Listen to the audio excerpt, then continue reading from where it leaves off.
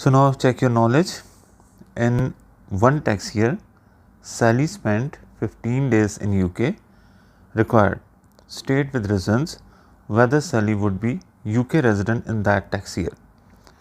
As he spent 15 days, so if we consider the automatic non-residence test, तो उसमें ये mention किया गया है कि if an individual stays less than 16 days in UK, he is automatically non-resident person. This is the first point. If an individual stays less than 16 days in UK, he is automatically non-resident person. Less than 16 days, he is automatically non-resident person. So in this case, Sally is non-resident person. Now next question. Jimmy has lived in Tokyo, where he owned a house all of his life. He came to the UK on 1st May 2022. Having sold his house in Tokyo with the month before, he decided to buy a flat in London, which he uses as his only home. So first we have to consider whether he fulfills the UK non-resident test, automatic test or not. His stay in UK is from 1st May 2022 to next year 5th April 2023. So it is a stay for more than 91 days. And in order to consider him as non-UK resident, automatic non-UK resident, it is necessary that he should have worked full-time overseas. In that case, he will be considered as non-UK resident person.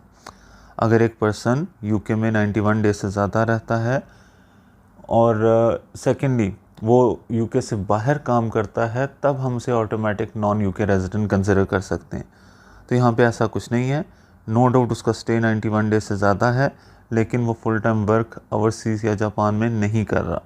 So that is why automatic non UK residence test के मुताबिक वो non resident नहीं है.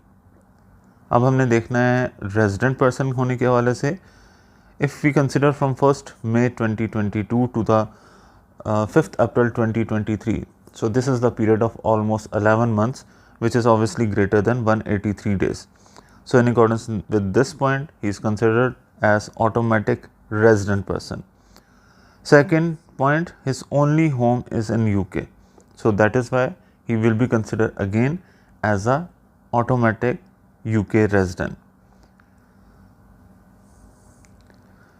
Third question, Andy was UK resident in the tax year 21-22, means previous year में वो tax resident था, but was only present in UK for 80 days in that tax year.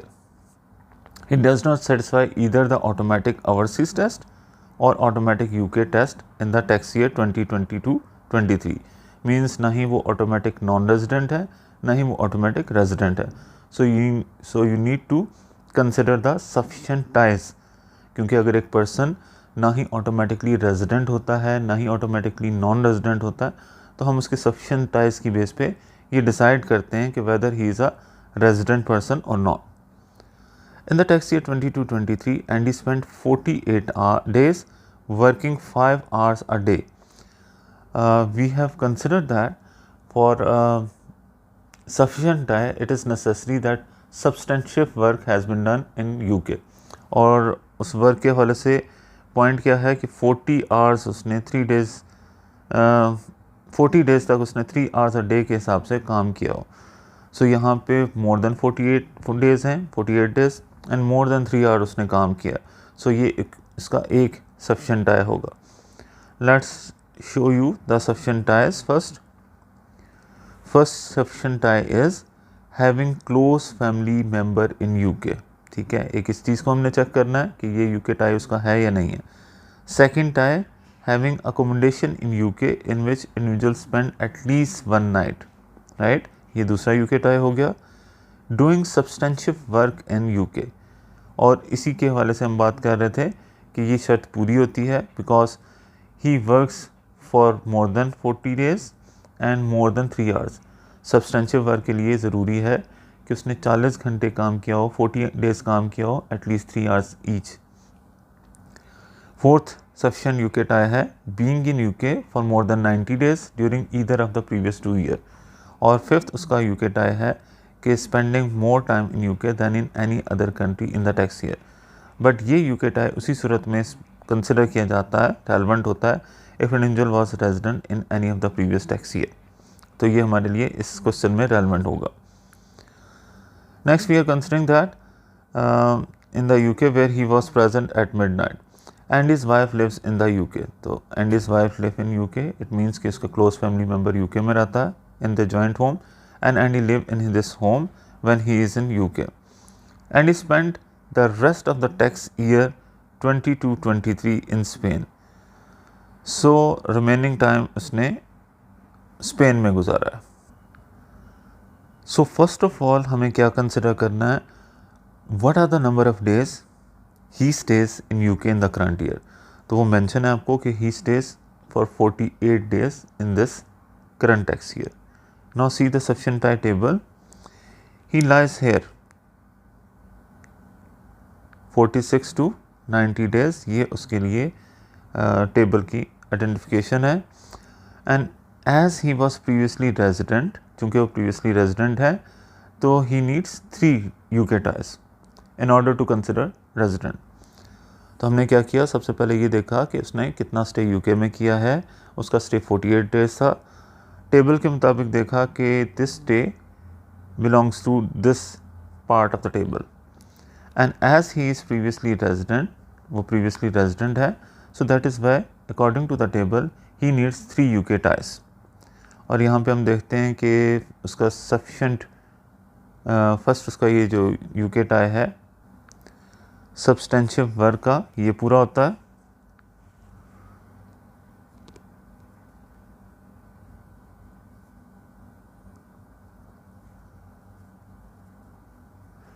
Close family member का उसका tie पूरा होता है,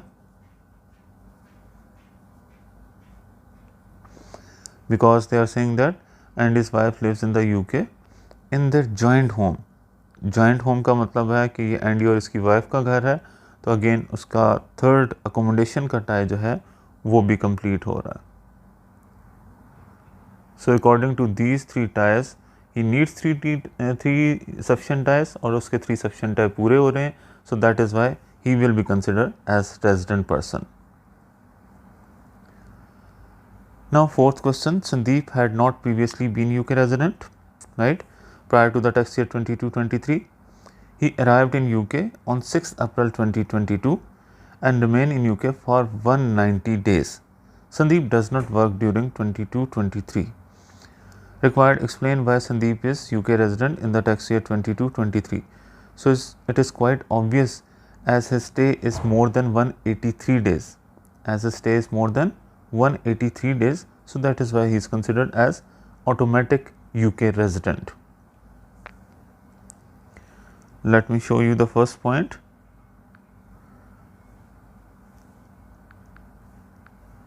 Of automatic UK resident, and that is he or she is in UK for at least 183 days in the tax year.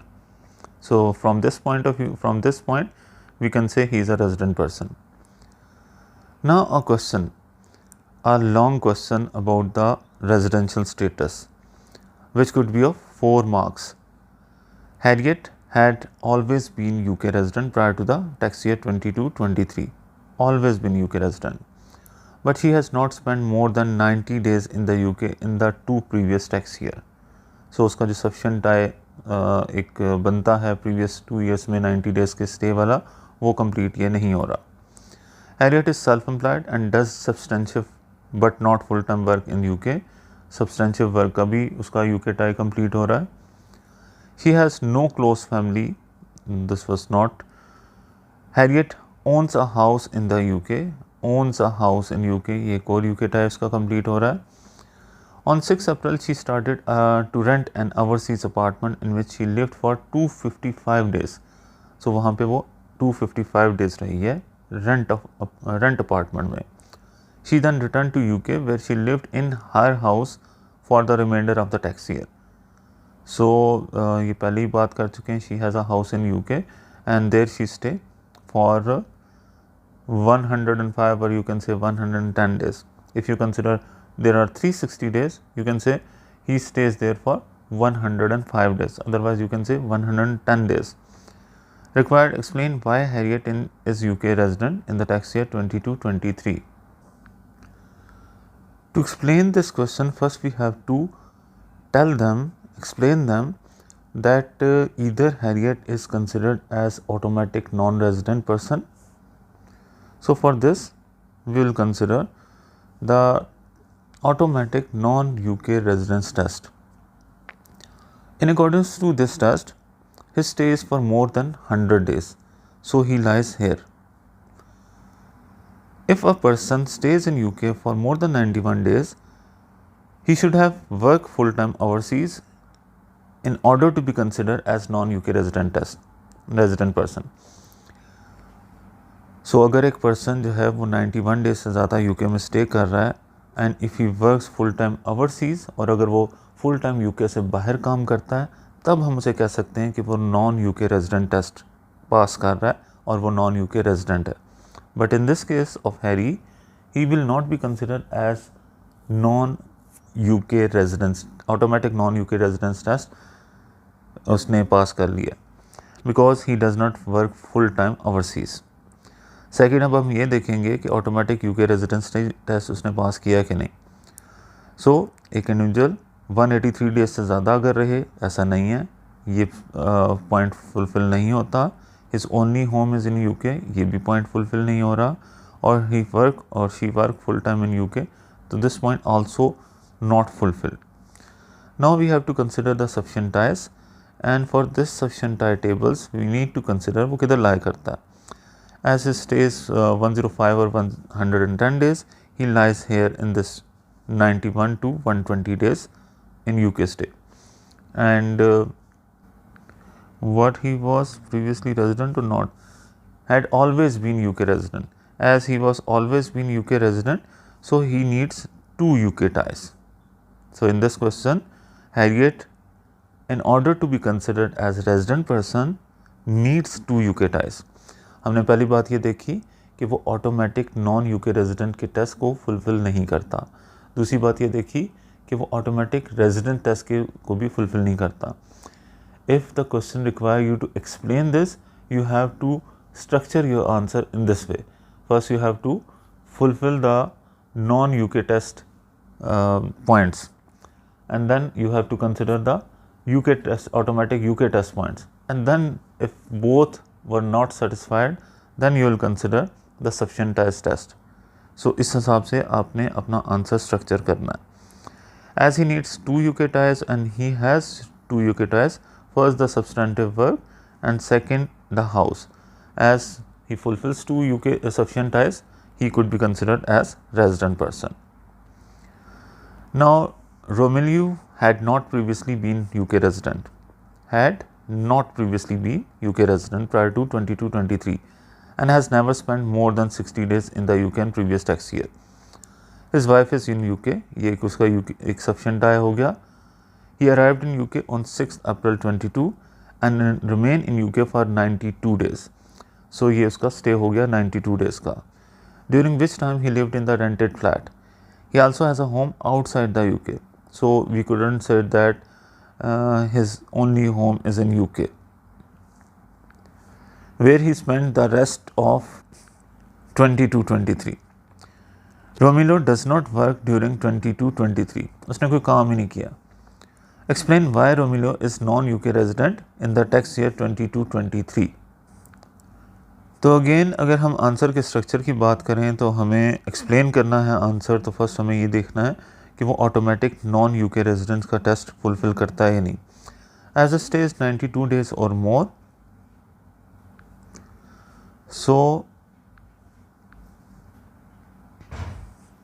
We need to consider that either he work full time overseas और not. But in the question they have told us कि वो काम ही नहीं कर रहा. So that is why आपके पास automatic non UK resident test के जो पॉइंट्स हैं वो फुलफिल नहीं करता. He is not considered as automatic non UK resident person. Remember his stay is 92 days, so he lies first two में तो वो ला ही नहीं करता, फर्स्ट टू तो पॉइंट वो फुलफिल ही नहीं करता। थर्ड पॉइंट के तहत वो हो सकता था non UK resident person, automatic non UK resident person, but अगर उसने फुल टाइम ओवरसीज़ काम किया होता, बट ये पर्सन काम ही नहीं कर रहा, so that is why automatic non UK resident का कोई पॉइंट फुलफिल नहीं हो रहा। देन अगर हम देखें ऑटोमेटिक यूके रेजिडेंट टेस्ट के बारे में, तो ना ही उसका स्टे 183 डेज से ज़्यादा है, ना ही उसका ओनली होम इन यूके है, और ना ही उसने काम किया। So automatic UK resident test भी फुलफिल नहीं हो रहा। देन हमने ये कंसिडर करना है कि वो कहाँ लाए करता है। Again that person lies here because his stay is between 91 to 120 days. But this time this person is previously non-resident. This time this person is previously non-resident person. So in this case we have to consider that he needs 3 UK ties in order to be considered as resident person. So अगर हम question में देखें तो उसके कितने UK ties बनते हैं। First उसका यूके टाई, उसकी वाइफ है यूके में, ये एक उसका यूके टाई हो गया। एंड सेकंड उसका ये है कि उसका एक घर है यूके में। Romilio arrived in UK on 6 April and remained in UK for 92 days during which time he lived in the rented flat. He also has a home outside, he also has a home means he has some home in UK as well, where he spend the rest of 22-23।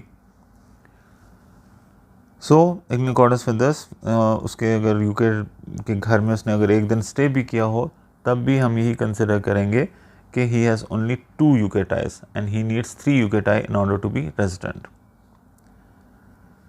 Next है explain whether और not the following individual are resident in the UK in the tax year 22-23। Dieter was born in Germany. He has lived in his hometown in Germany until the tax year 22-23, when he came to the UK for a visit on 10th June 2022 until 18 January 23. So we need to consider again automatic non-UK resident test.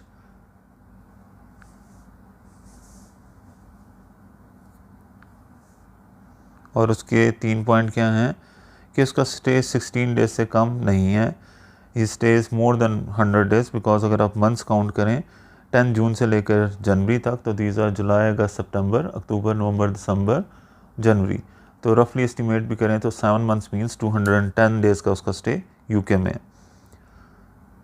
So if he lies in this here 91 days and works full time overseas, क्या उसने full time overseas work किया है? The question is silent about his work, so we couldn't say that he is automatically non-resident person. Second point we need to consider about the automatically resident person test. As his stay is 210 days or more, so in accordance with the first point, she is in the UK for at least 183 days. तो क्योंकि उसने 183 days से ज़्यादा UK में गुजारे हैं, he is considered to be automatically resident person. Second person है Simon. He was born in France. She was born in France. She has lived in her hometown in France until the tax year 22-23, when she came to the UK to visit for a month. She only visited for a month. So in accordance with the point automatic non-UK resident test, his stay is less than 46 days. For this, if he stays less than 46 days and has not been UK resident in any of the previous 3 tax year, he should be considered or she should be considered as automatic non-UK resident person. So यहाँ पे उसका stay 30 days है, पिछले किसी साल में भी वो UK resident नहीं रही, so that is why she will be considered as automatically non-UK resident person. This was now important. Fred has always spent more than 300 days in the UK, right? And has therefore been UK resident. ये previous years में UK resident रहा. He gave up work on 5th April 2022 and on 18th May 22 he set off on a round the world holiday. He did not return to UK until 6th April 23. Means उसका stay इस साल UK में सिर्फ 5th April से लेकर 18th May तक रहा. बाकी वो दोबारा UK में नहीं आया. Initially he spent 5 weeks in Portugal, in his second home Portugal, but then did not spend more than 10 days in any other country while he was away. और उसके बाद उसने 10 डेज से ज़्यादा किसी कंट्री में नहीं गुजारे. Whilst he was away, he kept in touch with his wife and young children who remained in the family home in UK. तो एक ही सेंटेंस में आपको बता दिया गया कि उसके क्लोज फैमिली मेम्बर्स भी यूके में हैं और उसका फैमिली होम भी यूके में है. So first of all we need to consider कि क्या वो automatic non resident test fulfil करता है. तो उसके लिए हम देखेंगे कि how much his stay is in UK in this year. From 5th April to 18th May, this is a period of 30 and 13 43 days almost. 43 days का उसका स्टे है. तो लाइक करता है यहाँ पे, but and has not been UK resident. लेकिन पिछले सालों में वो यूके रेजिडेंट है. अगर हमने ये डिसाइड करना है कि वो automatic non UK test fulfil करता है, तो उसके लिए ज़रूरी है कि if he stay less than 46 days he must not be resident in previous 3 tax year, ताकि हम उसे कह सकें कि ये ऑटोमेटिक नॉन रेजिडेंट है. तो ये पर्सन ऑटोमेटिक नॉन रेजिडेंट नहीं बनता. फिर अगर हम कंसिडर करें अबाउट ऑटोमेटिक रेजिडेंट टेस्ट, तो ना ही उसका स्टे 183 डेज से ज़्यादा है, ना ही उसका ओनली होम इन यूके है. नो डाउट उसका घर है यूके में, लेकिन ये नहीं कह सकते कि सिर्फ उसका एक ही घर है और वो यूके में, और ना ही उसने फुल टाइम यूके में वर्क किया. अब हम बात करते हैं यूके टाइज की. As he was previously resident and stay in this year between 16 to 45 days. So he needs 4 UK ties in order to be considered as UK resident. First UK tie उसका fulfill हो रहा है उसका close family member UK में. Second, having accommodation भी उसकी UK में है, दूसरा UK tie भी. Doing substantial work ये fulfill नहीं हो रहा. Being in UK for more than 90 days during either of the previous 2 year, ये भी फुलफ़िल हो रहा है. पिछले सालों में वो 300 दिन तक यूके में रहा है. And spending more time in UK than in any other country, तो ये भी इसका फुलफ़िल हो रहा है. कैसे कि he has spend 43 days in UK. कितने उसने दिन यूके में गुजारे हैं? 43 डेज़. फिर उसके बाद पुर्तगाल में उसने 5 वीक्स मतलब 35 डेज़ गुजारे, और उसके बाद उसने किसी कंट्री में 10 डेज़ से ज़्यादा नहीं गुजारे. तो किसी भी और कंट्री की निस्बत his stay in UK is more than, so that is why ये आपके पास जो पॉइंट है 5th वाला, spending more time in UK than in any other country, ये भी फुलफ़िल हो रहा है. तो उसके 4 यूके टाइप चारों के चारों फुलफ़िल हो रहे हैं. So that is why he will considered as resident person. Now next question. Olga, a housewife, has previously visited in UK on a holiday for 30 days in each of the last 5 years and was not UK resident in those tax year. So पहली बात उन्होंने बता दी कि Olga was not UK resident in previous 5 years. On 6 April 2022 she purchased a holiday cottage in UK. तो ये इसका घर हो गया, ये एक उसका sufficient आया हो गया. In the tax year 22-23 she visited the UK for 80 days. तो 80 days के हवाले से हमने देखना है कि वो कहाँ स्टैंड करती है. Staying in her home apart from the 2 weeks when she stayed with her 17-year-old son who had come to study in UK. तो उसका close family member भी UK में, ये भी mention कर दिया. For the remainder of the year she lived in her home in Germany. So as she stay for 80 days, so she lie here in the second, where her stay is between 46 to 90 days. As she was not previously resident, she needs 4 UK tie. 4 UK tie उसे चाहिए. तो हम first UK tie की बात करें, close family member है उसका, ये फर्स्ट उसका यूके टाई हो गया. सेकंड, हैविंग अकोमोडेशन, ये इसका सेकंड यूके टाई हो गया. थर्ड, डूइंग सब्सटेंशियल वर्क, ये नहीं है. Fourth, being UK in for more than 90 days during either of the previous 2 year, ये भी नहीं है. And spending more time in UK, ये भी नहीं है.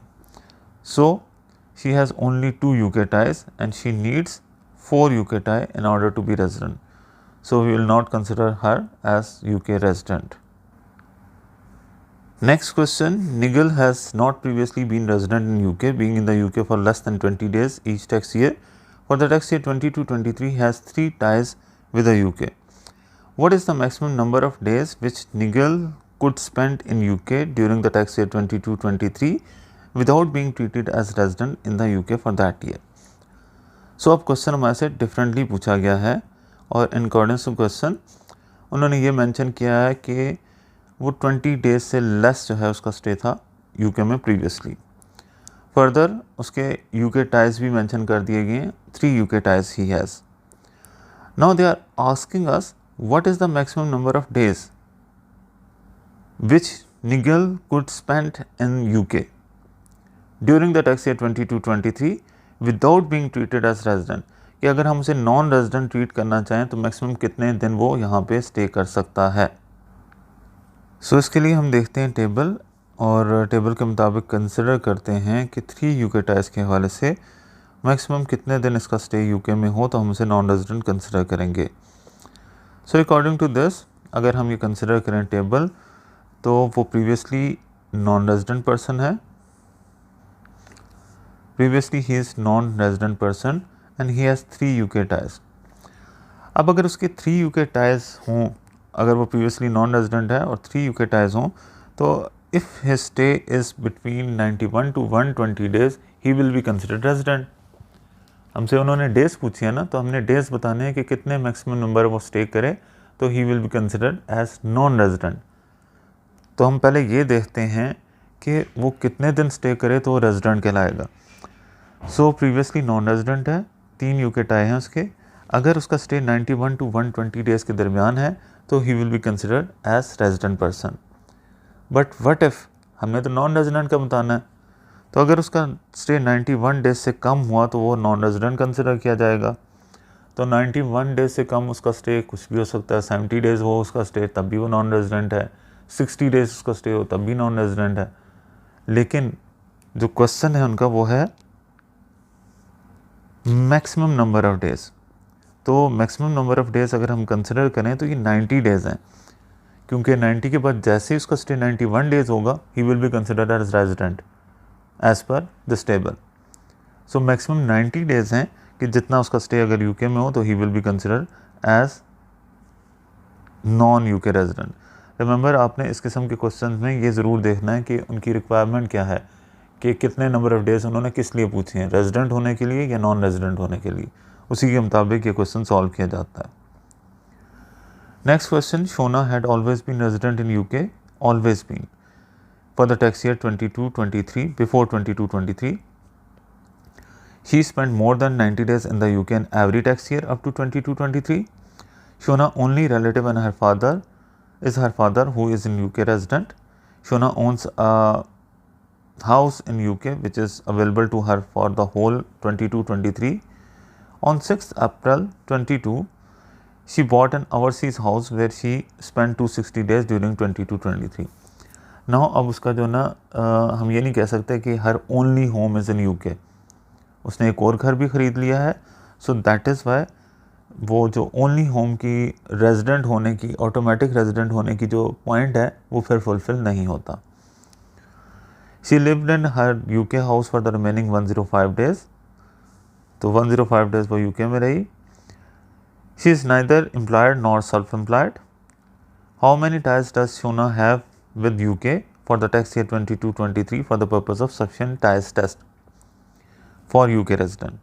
अब यूके रेजिडेंट होने के लिए हमने ये बताना है कि उसे कितने दिन कितने सफिशिएंट टाइज होना ज़रूरी है।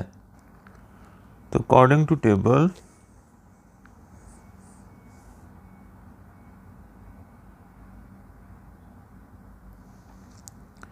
She stay for 105 days, so she lies hair.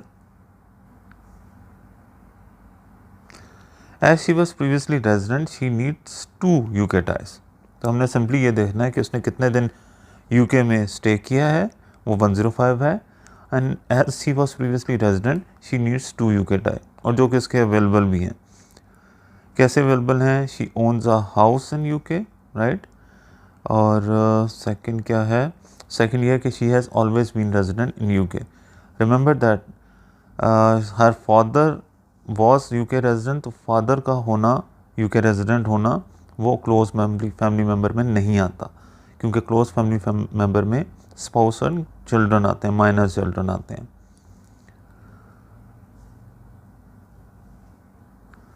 So these are the question from residential status. One more question you can practice is in the Kaplan kit, question name Inzu, and that is also like this question, Nigel's question, where you have to mention the maximum number of days in order to be considered as non-resident. तो उससे मिलता जुलता question है. I think शुरू के ही question में है, 8-10 question में, शुरू के 8-10 क्वेश्चन में ही है वो इंजू के नाम से. That was similar to this question. So must try this.